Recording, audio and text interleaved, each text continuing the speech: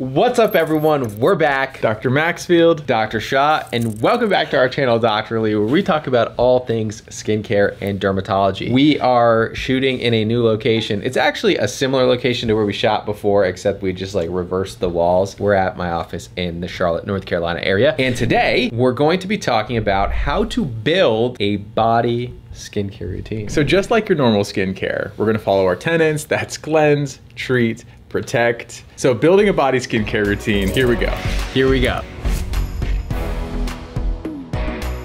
So first, shout out to Necessary for sponsoring this video on how to build a body routine. We've worked with them on several videos at this point, but we always appreciate the support of education, and we get to highlight a new product, which I feel like we highlighted a new product last time from them, but we get to highlight a new product from them, which is actually really, really exciting, and I think a lot of you are gonna love it. First, let's jump in on how to build this routine. So back to the basics. It's been a while since we've done this. Cleanse, treat, protect. In order to pick your cleanser and your moisturizer and your sunscreen, you need to know what your skin type is. So how are you going to determine your skin type? So the most generally accepted way to do this, and this isn't really scientific, but when a person washes their face and now their body, you do nothing else. You just wash it, let it dry. For the face, you just see which areas are oily. It's going to tell you. For the body, it's a little different because we don't have as many dedicated sebaceous glands in a dedicated T-zone, but you get your skin wet, you let it dry. If after 30 minutes, everything feels dry, you feel stripped, guess what? You have dry, sensitive skin. Or skin feels pretty good. You're like, do I even need a moisturizer? Then you probably have more normal to combination body skin. If you're pretty much oily all over, then you potentially have oily skin. You could be like me, where I'm calling this combination skin of the body. So you're hearing this here first. No one else has said this. I actually don't know if that's true,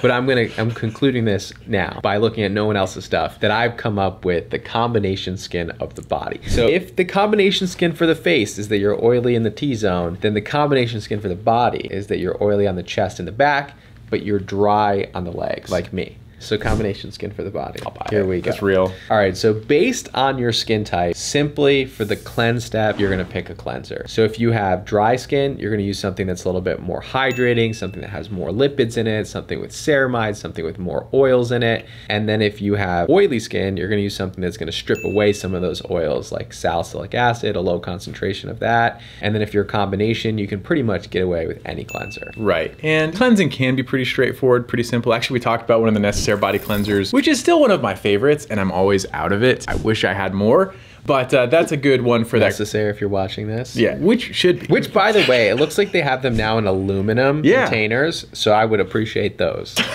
While we're asking for things. So anyway, they have a great cleanser for that all-around skin, but this can be a pretty simple, straightforward step. A lot of ingredients aren't maximized as rinse-off products. I think salicylic acid is one that actually does great as a rinse-off product, personally, but this is pretty simple. After the cleanse step, then we're gonna move on and go ahead and go to the treatment step here. So for treatment, it really is, what is your main skincare concern? And this is the question you need to always be asking yourself with your skincare routine. So if you're looking at your shelf and it's springtime, spring cleaning, and you're trying to pick things off the shelf that you don't want anymore, you can do this any time of the year. It doesn't have to just be the spring, but there are a lot of products you're probably using that you don't need. So you gotta ask yourself when you're picking this treat step of your skincare routine, do I actually need this product and why? So for me, particularly, I look at my body, I'm mid 30s. I'm saying, what am I trying to prevent right here? And for me, it's anti-aging for the body. And then I actually have a little bit of back acne. So those are my two body issues. I want to prevent aging on my arms, a lot of sun exposure there, and I want to treat the back acne that I have on my back. So that's what you should be asking yourself, is like, what are my main concerns? The three biggest body concerns that I see in clinic is crepey skin and sun damage on the hands and the arms from sun exposure, keratosis pilaris, which is those bumps, that chicken skin that you see on the arms and on the thighs, and then back acne. Those are definitely some of the most common. I'd say décolletage area. A lot of people try to play catch up there. They come in and everything else, their face looks great, but they're like, what is this redness, discoloration thing here? It's a rash that just won't go away for years. That's from sun damage over time. It's been neglected. And it's called poikiloderma of Chavat. Now, how do you spell that? Easy. It's written right here now for you. So poikiloderma, which is a sign of sun damage. So that falls into that crepey skin, sun damage category for sure. So let's target each of these three main main concerns that people are having. First, let's talk about treatments for crepey skin. Crepey meaning like that sun damaged, wrinkly, sunspots, maybe you get some bruising when you bump into things, what we call solar purpura, very common as we age. What are the main ingredients we're looking for there? I would say ones that are going to be building collagen. And so first and foremost for that purpose always comes to mind retinoids. We've talked about retinol for the body. Actually, we introduced retinol for the body in a similar video. And then glycolic acid is such a good ingredient. It's one of those alpha hydroxy acids that sends signaling molecules down to increase collagen production into the dermis. I mean, vitamin C lives there too, but niacinamide, okay, just throw it all in there. All of these ingredients can help with collagen growth and can help offset some of that crepey skin and texture. 100%. And back when we did our video on crepey skin specifically, we said the ingredients to look for were exfoliants, retinols, niacinamides. At the time, Necessaire did not have a body retinol product. Now they do. So now we get to highlight that, which is why I'm very excited, because you know that we love retinol on this channel. So when retinols come out, we get very excited about them. This is the body retinol from Necessaire. The interesting thing about this product is that one, it has retinol in it for the body in a large container. So this is 5.1 fluid ounces. So it's a large bottle. And if you look at our old video, we said the main problem with body retinols is that a lot of times if you're trying to use your facial retinol on the body, it's going to be too small of a product. You're going to waste a lot of product, whereas you finally have something in a body size form. And then the second thing is that this not only has retinol in it, but it combines the other ingredient we said to look for in your products, which is your alpha hydroxy acids. So this contains both glycolic and mandelic acid, which is going to do that exfoliation in addition to that collagen building that you see with the retinol. Sometimes I wonder though, if people are watching our videos and they're like, oh, that's a good idea. And because we're just talking and people are like, let's make this. But this is like so on the nose for everything you would want out of a body retinol product. Even our best retinols video, we talked about best body retinol, and the problems with that were in part size, but then they're also very straightforward products. And then this adds so much on top of that. In the body retinols that we shouted out, they were simply just body retinols, right? They just had retinol in them in I think a 0.1% concentration, where this takes the body retinol. It has a 1% retinol blend, 10% alpha hydroxy acid, peptides, niacinamide, vitamin C, and vitamin E. This is a combination of everything that you would probably need to treat the crepey skin as part of that treatment step for the body. Now there are some caveats with this. So this is a very comprehensive ingredient list. It's gonna help simplify routine. Actually, that's really nice because as detailed as people are for their facial skin routines, as big as people's bodies are relative to their face, wouldn't it be nice if it was all consolidated into one step? And this really does cover your bases well. And I think the first one is gonna be that sun sensitivity. Because the glycolic acid certainly does make you more sun sensitive. This product is one where, one, you can use it in the evening. That's gonna help with the stability of the product, decrease degradation from the sun and UV light, increase its effectiveness. But then also, you just make sure that you are using sun protective or doing sun protective behaviors. So it means sunscreen, but we'll talk about more about that in the protect phase. Right, so this product, because of the alpha hydroxy acids, is certainly gonna make you more sensitive to the sun, which means that even more pertinent when we talk about that protect step. Okay, so using this product, it feels nice. It feels extremely nice, which is another problem I think with body care products. Sometimes they feel clunky, sometimes they feel too thick, too thin, but the texture of this could live on your face. This could sit as a facial product and you would love it. I don't believe it's been tested on the face, but you could have this. Texturally is very hydrating, but doesn't feel like greasy or sticky or oily. It is extremely nice. The subjective portion is through the roof, has multiple hydrating ingredients. It sits very well on the skin. So that's a huge win for me. This is meant to be an overnight treatment. So this is cleanse, treat overnight, and then protect at night with a moisturizer. So that's how you're going to use it in your routine. But like he said, this is a pretty comprehensive treatment for your crepey skin. I don't know that you would need to stack it with anything else. What would you stack it with? I mean, you talk about things we normally pair with retinols, like exfoliators, with vitamin C,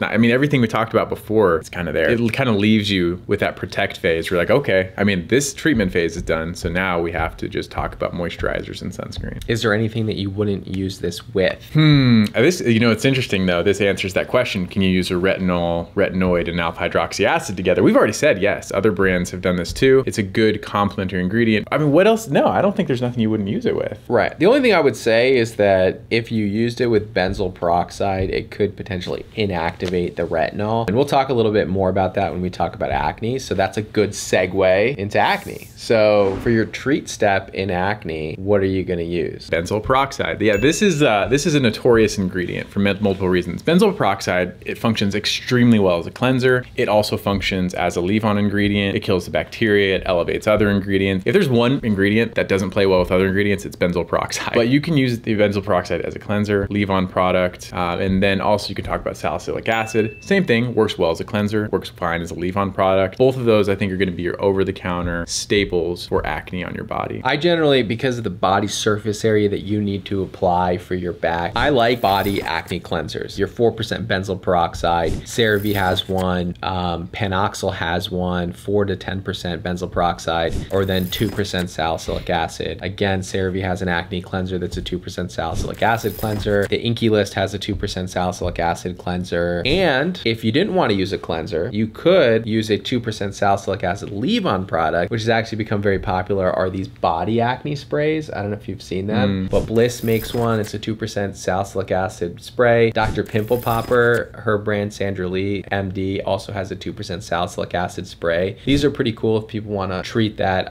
those comedones on the body. Like me, like I said, I get a lot of back acne, which none of the over-the-counter products ended up working for me. They helped a little bit, but I ultimately needed to be put on oral medications to treat it. And once I did that, it calmed down significantly, but I still get breakouts because that's just how life works out. And then another big tip for body acne is, cleansing, and we'll do a whole video on body acne at some point, but making sure that you're washing your sheets at least once a week, because for me, I noticed that made a big difference, is just changing my towels and my sheets more often, and that just doesn't clog those oils, that dirt, that debris as much into your skin. The last tip that I have for body acne before we go crazy here, because I know this is a common concern for a lot of people, is that you can actually apply Differin gel, which is a retinoid, to your back. The problem is that you have to be able to reach it. So, spatula maybe, little back buddy or something. They have something called the back buddy. You use that, you spread it on your back. You'd probably end up using a lot of products, but that could be effective as well. Last category, Keratosis Pilaris. So Keratosis Pilaris, KP, this is that rough, red, bumpy skin, often lives on the cheeks. I'll actually start there.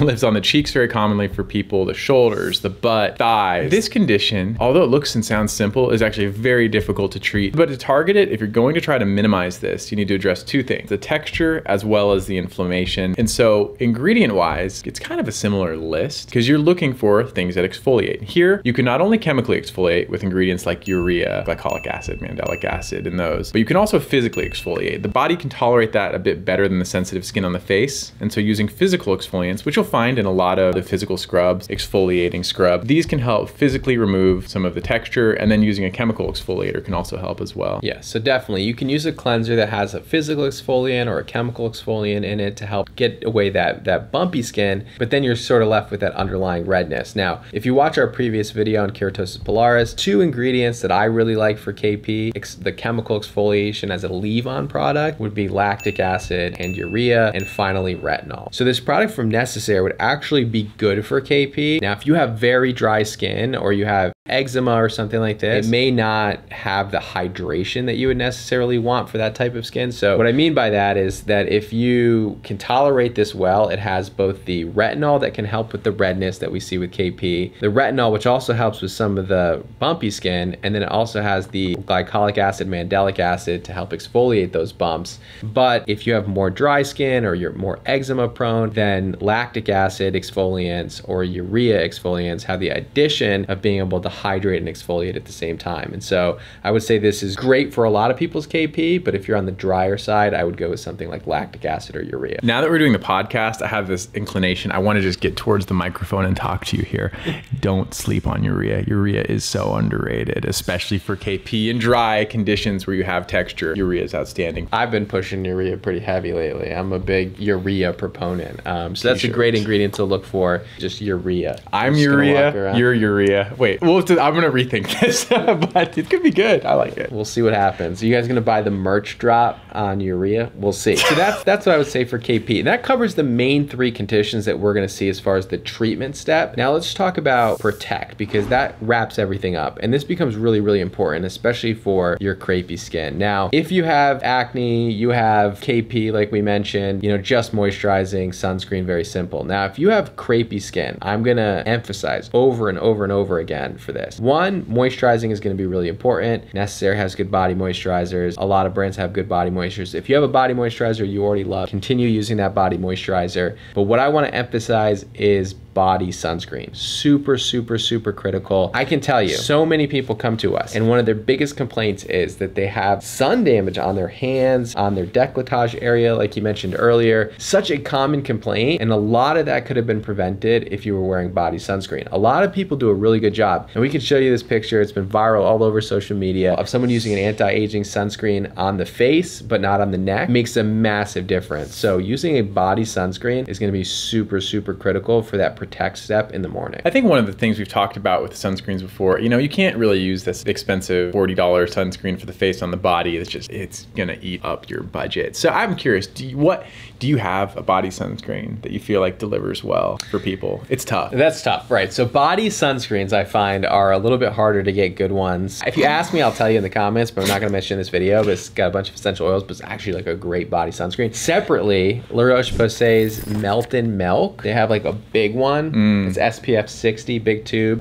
pretty affordable, full body sunscreen. CeraVe also has I think it's like an SPF 30 body. It's not as elegant as the La Roche-Posay one. Those are good, affordable drugstore. Yeah, and I think that's the key word there is like affordable drugstore. I think, can you settle for body sunscreen? I hate to say that because like you want to treat your body like you treat your face. You don't want to skimp out on it. But you do find like the larger volume sunscreens at a more affordable price just at the drugstore. Sometimes they're acceptable. Some of the ones that I like, I still love the Think Sport ones. The tinted one goes a long way. It's pretty affordable. It works well for the body. It works well for the face. So I think that's another option you can use if you're a larger volume. And then always clothes. Take it from someone who actually goes outside and surfs, whatever. Yeah, you know he doesn't go outside. Clothes, long sleeves, just get used to it. This is the way to protect your skin, save on the budget, and it makes a world of difference. UPF clothing. UPF clothing. Do you have UPF clothing? Mm-hmm. It's kind of expensive. It is, but I mean, it lasts forever, right? I mean, forever. Yeah, it's a way to save your skin. We'll put a list of our favorite body sunscreens below, but definitely look for something affordable. Don't use your $40 Supergoop sunscreen for the face on your body. That literally you would use the whole 2-ounce bottle in one setting. It would cost you $40, and then you'd have to reapply it every 2 hours. It would cost you, if you went to the beach, $160. Crazy. Yeah, I did maybe I'll find that calculation. I did the calculation for the volume by the cost. It's ridiculous. It's too much. Don't do that. Look for a body sunscreen that you can tolerate, that you can wear every day, and we'll put some recommendations below. But that's gonna be super critical for all of these conditions, but specifically for crepey skin. Now, if you use a cleanser, a body retinol, a body exfoliant, and a sunscreen for a long period of time, your skin will look 30, 40, 50 years younger than your peers. It will look healthier. You'll reduce your risk of skin cancers. You will be happier.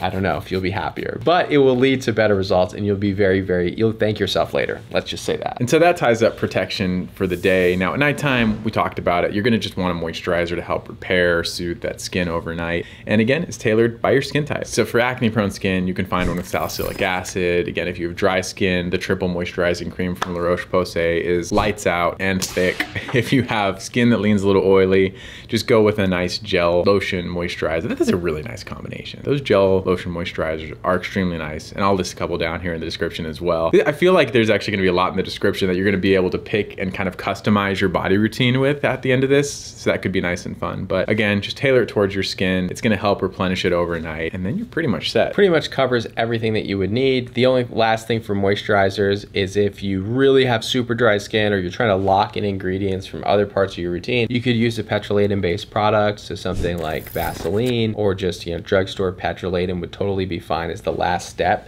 Aquaphor actually has a spray that's pretty cool in case you like petrolatum spray? Petrolatum spray. How is that possible? I know, it's I've not crazy. seen this. The thing's messy too, by the way. It's gotta be. be. Don't spray it in your bathroom because like on the tile because you can slide. But if you could spray that on your body for really, really dry skin, that's helped out a ton of my patients as long as you're not allergic to lanolin, which we talked about in our podcast as the 2023 contact allergen of the year. So that pretty much covers an entire routine that you would need need for the 3 main conditions. Like if you have no main concerns that you're targeting, it's simply those 3 steps would be perfectly fine. You know, cleanse, moisturize, sunscreen. I think most of us start like if you have no other issues, the main issue that you're probably going to suffer with, that you're going to have issue with in your 30s, 40s, and 50s and beyond is going to be that crepey skin. So I would say retinol would be your go-to for that step. Thank you all so much for tuning in. Thank you to Necessaire for making this product, this suspiciously placed product, to fit into this body routine. Thank you all so much. We love all of you. Let us know below if you have conditions in the body that we didn't cover. We want to make sure that we get to everybody at some point. Yeah, well, yeah, I think we're doing a better job. We hit toenail fungus. We hit, what else did we hit? Scars. So you're helping us branch out. We'll try to do a good job of that as well. But we appreciate you always. Thank you so much for being on this journey. See you in the next video. See you next time. Okay. We got 500 gigs on this card too. Ooh, okay. 500 gigs. We can't mess this up. Let's get the juices flowing. What's up, everyone? We're back. I'm Dr. Shaw. No, Dr. Maxfield. I'm Dr. Shaw. Yeah. Okay. How are we still struggling with this after 3 years? After like 3 years. I know.